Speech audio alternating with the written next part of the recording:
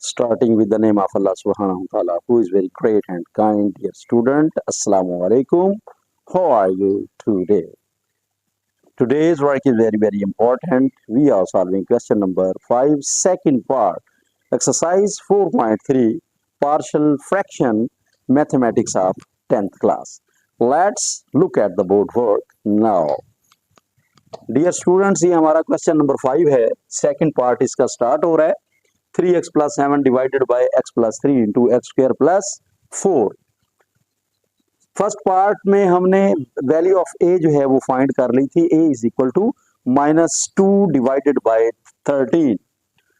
अब यहां पर हम ये जो इक्वेशन नंबर हमारी 2 है, इक्वेशन नंबर 2 से हम इसे स्टार्ट करेंगे. इसको मल्टीप्लाई करेंगे. मल्टीप्लाई करने के बाद आगे जो है फिर b एंड c की वैल्यू को फाइंड किया जाएगा.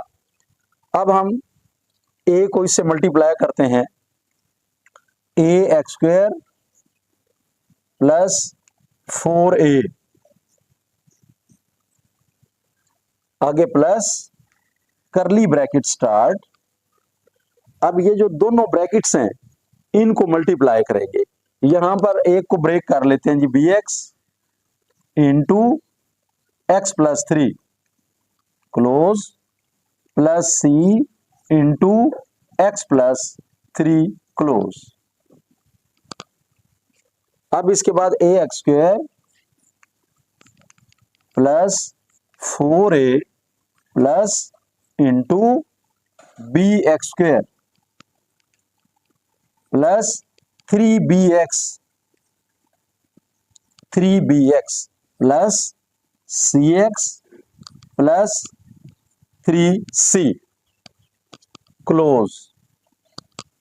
अब इसके बाद ax स्क्वायर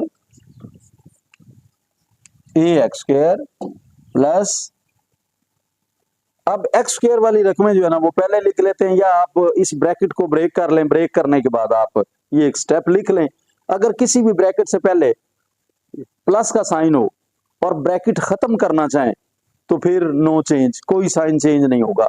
अगर किसी भी ब्रैकेट से पहले माइनस का साइन हो और आप उस ब्रैकेट को खत्म करना चाह रहे हैं तो जब उसको आप ब्रेक करेंगे तो ऑल साइन विल चेंज, सारे के सारे साइन बदल जाएंगे. अब फिल वक्त इस क्वेश्चन के अंदर क्योंकि ब्रैकेट से पहले पॉजिटिव है तो साइन कोई भी चेंज नहीं होगा. ये आ गया जी 4a plus bx square plus 3bx plus cx plus 3c. अब इसके बाद आप क्या करेंगे, ये है 3x plus 7 is equal to 3x plus 7 इसके इक्वल आ गया. आप यहां पर मेंशन करना चाहें इधर भी कर दें 3x प्लस 7. और अगर ना करें तो जैसे हम किसी चीज का टॉपिक लिखते हैं तो उसके मुतालिक कोई पैराग्राफ लिखा हुआ होता है, तो इसका मतलब ये है 3x प्लस 7 किसके इक्वल है. जब तक ये फाइनल नहीं होगा तो उस वक्त तक, या कोई आगे नया टॉपिक नहीं आप लिखेंगे, उसका मतलब यही होगा कि ये 3x प्लस 7 है जिसे सॉल्व किया जा रहा है. जब ये एंड आ जाएगा इसका तो वो आंसर 3x प्लस 7 का होगा कि 3x प्लस 7 जो है वो इज इक्वल टू, वो इसके इक्वल है. अब हम कंपेयरिंग करेंगे एक्स स्क्वायर और एक्स की. यहां पर हम मेंशन करते हैं, कंपेयरिंग करते हैं, कंपेयरिंग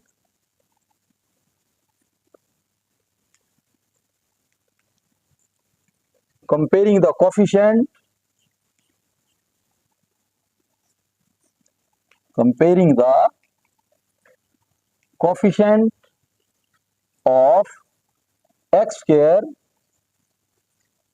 and x square और x की कंपेयरिंग कर लेते हैं जी हम. Comparing the coefficient of x square and x. अब यहां पर 3x plus 7 is equal to, आगे ये स्टेप पूरा लिखा हुआ है, यहां से आप एक्स स्क्वायर वाली रकमें जो है ना वो आप लिखेंगे. ये आ गया जी ax स्क्वायर, उसके बाद आगे आ रहा है bx square plus bx square, इससे पहले इक्वल. अब देखें कि इक्वल से पहले ये जो हमारा क्वेश्चन है, इस क्वेश्चन में नोमिनेटर में जो एक्स स्क्वायर है उसका कोफिशिएंट और एक्स स्क्वायर को लिखना है, तो इसमें तो एक्स स्क्वायर है ही नहीं, ये 3x+7 इसमें है ही नहीं, तो जिसमें नहीं होगा आप लिखेंगे 0x²। 0x² लिखने के बाद आगे से आप सॉल्व करेंगे। अब ये इज इक्वल टू, यहां से कॉमन लेते हैं, x² कॉमन आ गया, इंटू a+b क्लोज।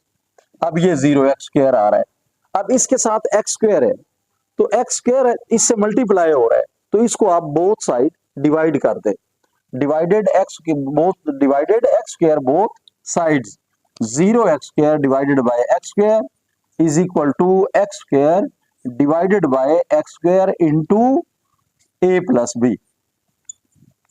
अब ये कैंसल आउट हो गया, कैंसल आउट होने के बाद ये 0 इज इक्वल टू a+b आ गया। अब 0 जो है वो किसके इक्वल है, a+b, और a+b किसके इक्वल है, 0 के। अब यहां पर हमारे पास a या b की वैल्यू होनी चाहिए, तो चेक करते हैं कि a की वैल्यू आपने फाइंड कर ली थी कि a जो है वो is equal to -2 divided by 13। तो अब आप इसको पुट करेंगे, put the value of a। अब यहां पर a की वैल्यू को पुट करते हैं हम, ये आगे जी 0 इज इक्वल टू a किसके इक्वल है, -2 डिवाइडेड बाय 13, आगे ये +b आ गया। अब b के साथ -2 डिवाइडेड बाय 13 है, इसको शिफ्ट कर दें इक्वल से फर्स्ट।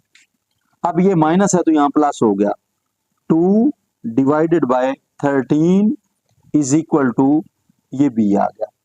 यानी क्या हुआ कि b की वैल्यू किसके इक्वल आ गई, the value of b is equal to 2 divided by 13।